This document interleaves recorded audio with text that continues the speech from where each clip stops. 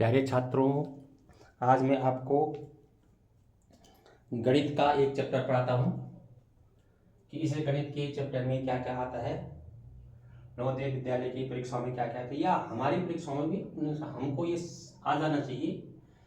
इस संख्या और संख्या पद्धति के बारे में हमें अच्छी तरह से आ जाना चाहिए। अगर इस संख्या और संख्या पद्धति ही मेन हमारी गणित की जड़ है, अगर ये हमारी संख्या और संख्या पद्धति हमें पूरी तरह से आ गई है तो हम गणित में कभी भी आगे जा करके मार नहीं खाएंगे। हम गणित अच्छी तरह से और खेल खेल में हम गणित सीख सकते हैं, लेकिन संख्या और संख्या पद्धति के बारे में हमें अच्छी तरह से आ जाना चाहिए। यही हमारी जड़ है। अगर ये जड़ मजबूत है, संख्या और संख्या पद्धति के मामले में हम मजबूत है, तो हम गणित में मजबूत है। स्थानीय मान हमें आ जाना चाहिए। प्लेस वैल्यू हमें आ जाना चाहिए कि हमारा 5341, तो 3 का स्थान कौन सी जगह पर है, 4 का स्थान कौन सी जगह पर है, 5 का स्थान कौन सी जगह पर है, ये हमें अच्छी तरह से आ जाना चाहिए। आप 5th की क्लास के बच्चे हैं, आपको स्थानीय मान कक्षा 3 से पढ़ाया गया, तो स्थानीय मान में ज़्यादा नहीं बोलूँगा, लेकिन इस 5341 में हमारे 4 तो 10 तो 10 4 है, 100 3 है और 1000 5 है। ये हमें आ जाना चाहिए। अगर इतना हमें आ गया तो स्थानीय मान हमें पूरी अच्छी तरह से आ जाता है। जातीय मान या अंकित मान, जातीय मान और अंकित मान के बारे में भी आपको छोटी क्लास में बताया होगा। जातीय मान किसी संख्या में किसी अंक का जातीय मान, फेस वैल्यू उस अंक का अपना मान है, चाहे वह अंक किसी भी स्थान में हो, चाहे वह अंक किसी भी स्थान में हो। तो जैसे हम लिखें, अगर हम लिखें 341, तो 341 में इसका 300 का जातीय मान 3 होगा, 40 का जातीय मान 4 होगा और 1 का जातीय मान 1 होगा। तो इसमें वही जिस स्थान पे हुआ है वही उसका जातीय मान होगा। अगर 100 के स्थान पर है तो जो अंक लिखा है वही उसका जातीय मान होता है। इसको हम अच्छी तरह से देखेंगे आगे में। इस पर प्रश्न, बहुत सारे प्रश्न हैं, स्थानीय मान में बहुत सारे प्रश्न हैं, उन प्रश्नों के बारे में मैं बताऊंगा। फिलहाल मैं ये टॉपिक बता रहा हूँ कि इन 12 टॉपिकों में आपके पास क्या क्या प्रश्न आएंगे। पूर्ववर्ती आप जानते हैं, पूर्ववर्ती जानते हैं, किसी संख्या के घटाने पर जो संख्या प्राप्त होती है वह दी गई संख्या का पूर्ववर्ती कहलाते हैं, मतलब एक कम। उत्तरवर्ती, एक ज्यादा, किसी भी संख्या में एक जोड़ देने पर प्राप्त दी गई संख्या को उत्तरवर्ती कहते हैं। सिपेक्स और प्रीफिक्स, ये पूर्ववर्ती उत्तरवर्ती बहुत सरल है।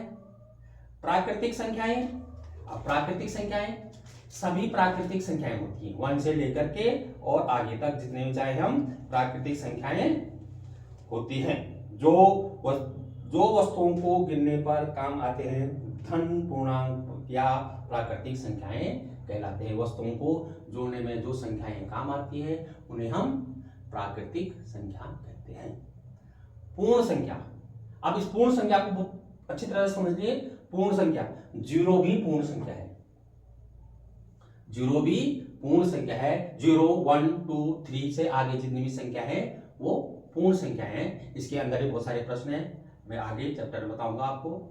भाज्य संख्याएं, इससे पहले मैंने आपको भाज्य संख्याएं बताई है कि भाज्य संख्याएं किसे कहते हैं। अभाज्य संख्या, उसके बाद अभाज्य संख्या है। अभाज्य संख्या है जिसमें स्वयं का और एक का भाग जाता है, उसको अभाज्य संख्या कहते हैं। सम संख्याएं, जिसमें 2 का भाग पूरी बार चला जाता है, उसमें सम संख्या कहते हैं। विषम संख्याएं, जिसमें 2 का भाग पूरी बार नहीं जाता है, उसको विषम संख्या कहते हैं। आगे 11वां नंबर है संख्याओं का योगफल।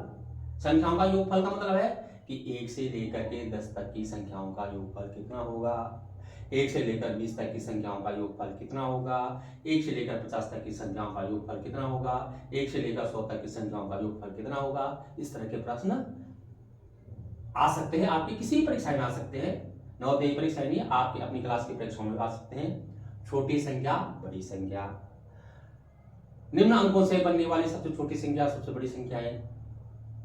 2 अंकों की सबसे बड़ी संख्या, 3 अंकों की सबसे बड़ी संख्या, 4 अंकों की सबसे बड़ी संख्या, 2 अंकों की सबसे छोटी संख्या, 3 अंकों की सबसे छोटी संख्या, 4 अंकों की सबसे छोटी संख्या। ये इस प्रकार के प्रश्न अलग अलग टाइप के प्रश्न बनकर आते हैं। इनको जोड़ करके बड़ी संख्या से छोटी संख्या का अंतर कितना होगा, छोटी संख्या से बड़ी संख्या का अंतर कितना होगा। तो इस प्रकार के इतने सारे प्रश्न आपके एक ही चैप्टर में आएंगे 12 टाइप के, और इसके अंदर बहुत सारे प्रश्न होंगे। संख्या एवं संख्या पद्धति को इनके बारे में हमें समझना बहुत जरूरी है। इनको हम एक बार समझ लेंगे तो हम आगे जाकर के कहीं पर भी गणित में हम मार नहीं खाएंगे। गणित हमें सुंदर तरीके से आ जाएगी अगर इन संख्या और संख्या पद्धति के बारे में हम समझ सकेंगे। तो मैं कल से इनमें प्रत्येक टॉपिक पर 2-2, 4-4 प्रश्न आपको बताऊंगा, और क्या क्या प्रश्न बनते हैं, कैसे कैसे बनते हैं, इन प्रश्नों के बारे में आपने देखना भी है और पढ़ना भी है और अभ्यास भी करना है। तो तब तक आज के लिए इतना। कल से मैं आपको गणित के प्रश्न बताऊंगा, गणित के सवाल बताऊंगा। धन्यवाद।